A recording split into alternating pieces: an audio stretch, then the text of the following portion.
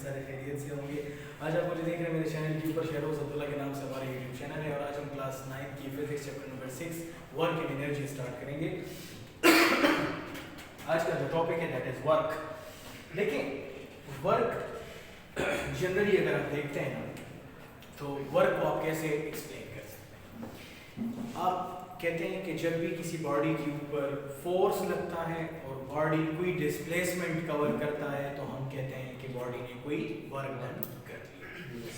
याद रखें when force is applied and displacement is covered we say that work is done.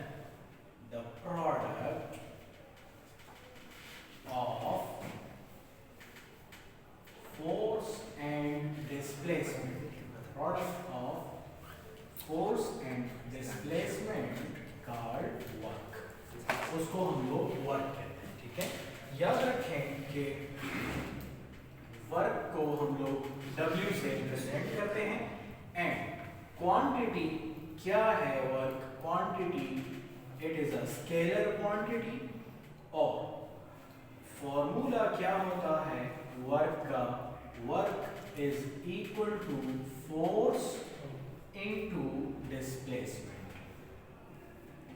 Work हमारे पास एक डॉट प्रोडक्ट है या we can say that it is a scalar product. क्यों हम इसको डॉट प्रोडक्ट या स्केलर प्रोडक्ट कहते हैं? वो इसलिए कि फोर्स और डिस्प्लेसमेंट दोनों वेक्टर क्वांटिटीज हैं। जब दो वेक्टर्स मल्टीप्लाई हो जाएं और आंसर आपका स्केलर क्वांटिटी आ जाए तो ऐसे प्रोडक्ट को हम क्या कहते हैं? डॉट प्रोडक्ट कहते हैं। ठीक है, या स्केलर प्रोडक्ट भी कहते हैं। और वर्क को हम लोग यूं लिख सकते हैं कि W is equal to F dot S। Force और डिस्प्लेसमेंट हमारे पास वेक्टर क्वांटिटीज हैं। जब डॉट रिमूव होता है तो cos थीटा लगाया जाता है। क्यों? क्योंकि डॉट प्रोडक्ट में हमारे पास cos थीटा लगता है। अब हम देखते हैं कि इसका यूनिट क्या है हमारे पास। देखिए वर्क का जो यूनिट है दैट इज जूल। जूल को हम लोग J से रिप्रेजेंट करते हैं। याद रखें कि 1 जूल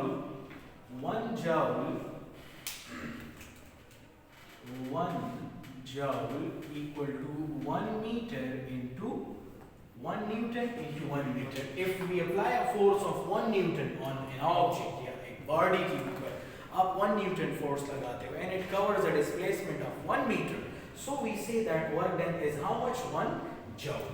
ठीक है, अब joule को हम डिफाइन कैसे करेंगे? आप कहेंगे कि if 1 Newton force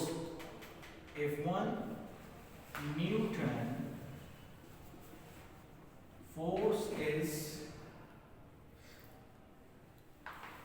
applied on a body and body covers a displacement of 1 meter, so work done will be 1 joule. तो वर्क डन कितना होगा हमारे पास? 1 जूल होगा। सही हो गया? अच्छा, अब जरा देखते हैं कि हमारे पास वर्क के लिए कंडीशंस क्या है, वर्क कब होता है और उसके लिए क्या कंडीशंस है। याद रखिए वर्क होने के लिए दो कंडीशंस हैं, force must be applied and displacement must be covered. एक बंदा है और वो दीवार के ऊपर फोर्स लगा रहा है तो वर्क डन हो रहा है कि नहीं हो रहा है? नहीं होता, नहीं हो रहा। क्यों? क्योंकि फोर्स तो लग रहा है लेकिन डिस्प्लेसमेंट तो नहीं कवर, क्योंकि दीवार तो मूव नहीं कर रहा।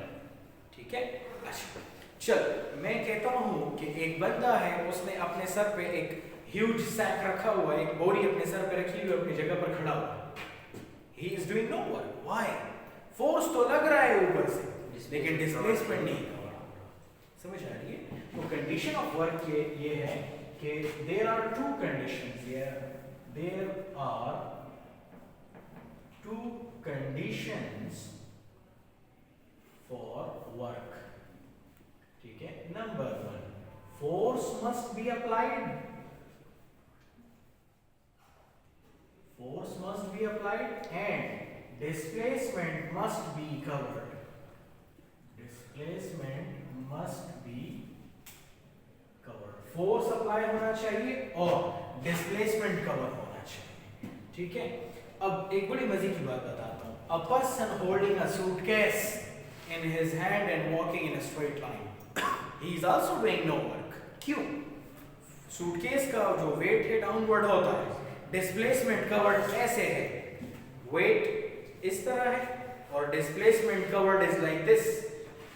वेट डाउनवर्ड है, डिस्प्लेसमेंट इस तरह कवर हो रहा है। एंगल कितने का बन रहा है? 90 का। cos 90 से क्या आता है? 0। cos 90 से क्या आता है? 0 आता है। जब इसको मल्टीप्लाई करते हैं आगे तो सारा टर्म हमारे पास 0 हो जाता है। बिल्कुल सर। अब देखते हैं कि हमारे पास कुछ केसेस हैं। इसमें केसेस कौन कौन से हैं कि वर्क डन मैक्सिमम कब होगा, मिनिमम कब होगा, नेगेटिव कब होगा, 0 कब होगा, सारी बातें करते हैं। देखें, पहली बात नंबर 1 केस, जब फोर्स और डिस्प्लेसमेंट एक दूसरे को पैरेलल हो, मतलब एंगल 0 डिग्री का हो, ठीक है। फॉर एग्जांपल एक ब्लॉक मेरे पास है, इस तरह से मैं इसको फोर्स लगा रहा हूं और डिस्प्लेसमेंट भी इस तरह ही कवर हो रहा है। एक ब्लॉक मेरे पास था इस तरह से, ये मेरे पास एक ब्लॉक था, इसको मैंने फोर्स लगाया और डिस्प्लेसमेंट भी इसी डायरेक्शन में, दोनों एक ही डायरेक्शन में जा रहे हैं। तो इस केस में वर्क डन क्या होगा? W equal to F dot S, W equal to Fs cos theta. Fs cos की जगह पर मैं क्या लगा दूंगा? 0 लगा लेंगे cos की जगह पर, 0 डिग्री, ठीक है। और cos 0 मुझे मालूम है कि cos 0 किसके इक्वल होता है? 1 के इक्वल होता है, सही है। तो इससे आ जाएगा Fs। इस केस में हमें क्या मिलता है? Maximum work done. ये हमारे पास मैक्सिमम वर्क डन का केस होगा। चलिए हम देखते हैं कि मिनिमम वर्क डन कब होता है। केस नंबर बी, जब फोर्स और डिस्प्लेसमेंट एक दूसरे को क्या हो जाए? परपेंडिकुलर हो जाए, परपेंडिकुलर हो जाए और उनके दरमियान में एंगल कितने का हो? 90 डिग्री का हो, तब हमारे पास क्या होगा? मिनिमम वर्क डन होगा। चलें फाइंड करके चेक करते हैं। F dot S W equal to Fs cos of theta. Fs cos की जगह पर मैं क्या लगा लूंगा? 90 लगा लेंगे, क्योंकि इस केस में हमने थीटा की वैल्यू 90 ली हुई है, ठीक है। जब इसमें 90 पुट करेंगे तो क्या हो जाएगा? इससे W equal to Fs cos 90 से 0 आता है। इस केस में हमारे पास 0 वर्क डन होगा। क्या होगा? 0 वर्क डन होगा। For example,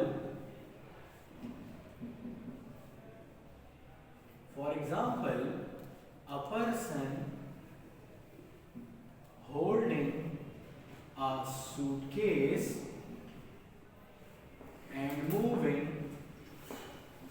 in a straight line, ठीक है, and moving in a straight line, doing no work, वो कोई भी वर्क डन नहीं कर रहा। क्यों? क्योंकि फोर्स और डिस्प्लेसमेंट के दरमियान जो एंगल है वो कितने का बन रहा है?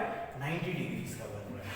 चलें अब हम देखते हैं कि नेगेटिव वर्क डन कौन से केस में होता है। नेगेटिव वर्क डन याद रखें, नेगेटिव वर्क डन कब होगा? जब फोर्स और डिस्प्लेसमेंट एक दूसरे को एंटी पैरेलल हो। क्या हो? एंटी पैरेलल हो। आप सोच रहे होंगे एंटी पैरेलल कैसे हो सकते हैं? Yes. और से देखें, मैं कहता हूं कि एक ड्राइवर है या एक बस है, वो फॉरवर्ड डायरेक्शन में जा रहा है।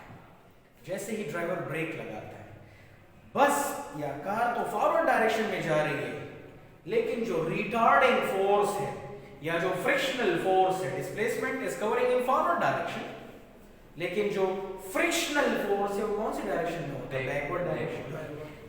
मतलब ये है कि फोर्स और डिस्प्लेसमेंट के दरमियान एंगल कितने का बना? 180 डिग्री का बना, ठीक है। चलिए हम फाइंड करते हैं। पॉज करते हैं, स्टार्ट। ओके। सो हम देखते हैं कि फोर्स और डिस्प्लेसमेंट जब एक दूसरे को एंटी पैरेलल होते हैं तो इस केस में नेगेटिव वर्क डन होता है। चलिए हम देखते हैं कि कैसे नेगेटिव होता है। फॉर एग्जांपल एक बस है, एक मूविंग कार है, when the driver applies brake, car moves in forward direction. क्योंकि कार फौरन तो नहीं रुक जाता ना, स्किड करता है, आगे की तरफ जाता है। और जो फ्रिक्शनल फोर्स है वो बैकवर्ड डायरेक्शन में होता है। मतलब ये है कि डिस्प्लेसमेंट फॉरवर्ड डायरेक्शन में, फ्रिक्शनल फोर्स बैकवर्ड डायरेक्शन में। इस केस में एंगल हमारे पास 180 डिग्री होता है। हम देखते हैं कि हमारे पास वर्क डन कितना आता है।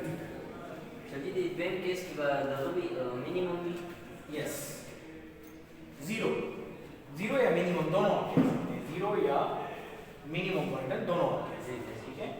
तो ये हो जाएगा W equal to F S cos of 180 degree. यहाँ पर हम थीटा क्या लगा लेंगे, 180 डिग्री। और जब आप कैलकुलेटर से फाइंड आउट करेंगे तो कॉस ऑफ 180 से आपके पास क्या आता है, -1 आता है। क्या आता है, -1 आता है, ठीक है। और जब इसको आगे फर्दर सॉल्व करेंगे तो आंसर आपका -fs आएगा। ये हमें क्या शो कर रहे हैं इस केस में, नेगेटिव वर्क डन। ये नेगेटिव वर्क डन का केस है। For example, a car is moving in forward direction, a car is moving in forward direction. एक कार था, वो फॉरवर्ड डायरेक्शन में जा रहा है। When the driver applies break,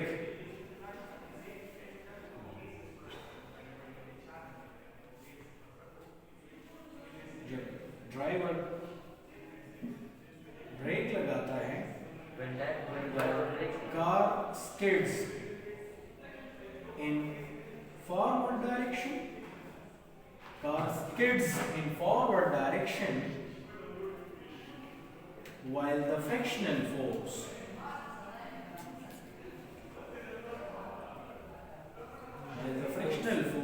is in backward direction। जो frictional force है वो backward direction में होता है, hence negative work done is observed। hence work done is negative। ये हमारे पास नेगेटिव वर्क डन का केस है, ठीक है। So this was all about today's lecture. Hope you have enjoyed it. उम्मीद करता हूँ कि आपको पसंद आया होगा। अपना और अपने इर्द गिर्द का बहुत ज़्यादा ख्याल रखिएगा।